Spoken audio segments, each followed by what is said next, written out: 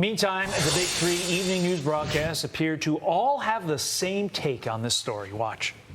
Police say Neely was harassing passengers and acting erratically on the train, but was not physically violent. The Marine veteran says he never intended to harm Neely, who was homeless and had a history of mental illness. This is a charge that carries a maximum sentence of up to 15 years in prison, and it's used when someone recklessly causes the death of someone else. Joe Concha joins us now. Joe, I don't know if you heard Alexandria there at the tag of her story, but she said that a woman spoke out who was on the train and said that some of the threats, these are her words, some of the threats that Neely was giving was, murder, like killing people. I mean, what does the left expect people to do? Not act in self-defense, not only for yourself, but for all those people on the train? That's right, Ashley. The result of these charges will be simple, right?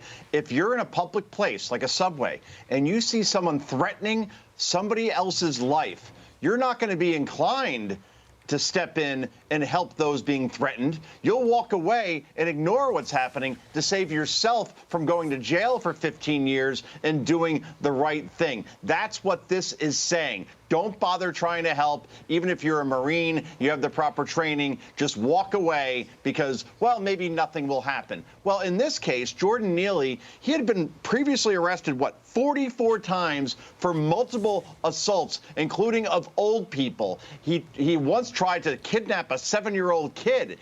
That part gets ignored in a lot of these stories, it appears, that we're seeing in the news. And suddenly, the Marine who simply tried to protect others is the bad guy. He's the racist. And to Leo Terrell's point, there were people of color trying to help him subdue Jordan Neely. So welcome to Alvin Bragg's Manhattan America, where the lives of criminals are valued more than law-abiding citizens, all while most of the media says, okay, good job, Alvin. This is what needs to be done. This is a whole bowl of wrong and sets a horrible precedent that if you are brave enough to step in and help somebody instead of filming them on your cell phone, like we see so many people do, you're going to be painted as the bad guy, and you can go to jail perhaps for a very long time. Todd. It's also important to note that Alvin Bragg did not convene a grand jury in this situation where a lot of the evidence that we were just discussing would have made it in and potentially changed what ultimately happened, the decision to charge. Yeah. Meantime, I want to get your thoughts on this. Email showing Hunter Biden's divorce attorneys and the attorneys representing his ex-wife were both very much aware of the money he made from a Romanian business deal, despite her distancing herself from Hunter's shady business dealings last year. Watch. I kept my head so deeply buried in the sand. I honestly have nothing to contribute. Have you been subpoenaed, though? I have not been subpoenaed. Joe, I am shocked to find out there's gambling going on here. Look, is this whole family either clueless or are they just completely untruthful? Which is it? Well, I'm impressed because we usually do 90s movie references or 80s movie references, and I think you went with Casablanca, yeah, which I believe was the 1940s, early. Anyway, yeah, look, in this case, it is amazing, this whole divorce case, where you have Hunter Biden, who we're now seeing not only made millions of dollars in China, in Ukraine, in Russia, now it's extended to Romania, apparently.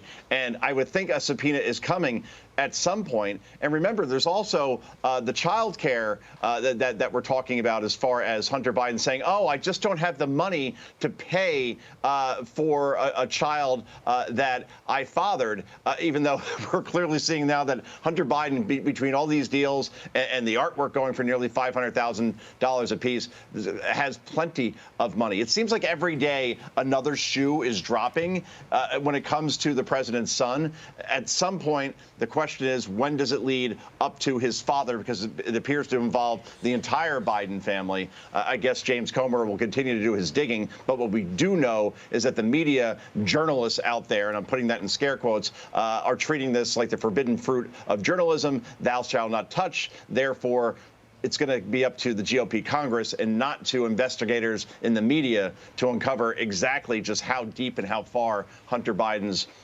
potentially scandalous actions go, including to the president, Todd, Ashley. I mean, to your point, talking about the media just turning their heads to this, the New York Times report claimed in a headline, House Republicans report finds no evidence of wrongdoing by President Biden. Well, Hunter would not have been anywhere near this if his dad was not VP at the time. And also, let me add, the FBI is literally withholding that evidence, working in concert with the media because it's confidential, according to them.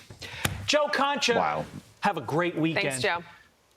I won't have a great weekend. My Devils got beaten overtime last night. The season is over, but the future is bright. Yes. So I'm kind of looking at it that way, but we should have beaten that stupid team. I'm the sorry. future for our sorry to everybody in Devils. Carolina, too, but I don't like you right now. All right. Joe, Bye. we love you. I'm Steve Ducey. I'm Brian Kilmeade. And I'm Ainsley Earhart. And click here to subscribe to the Fox News YouTube page to catch our hottest interviews and most compelling analysis.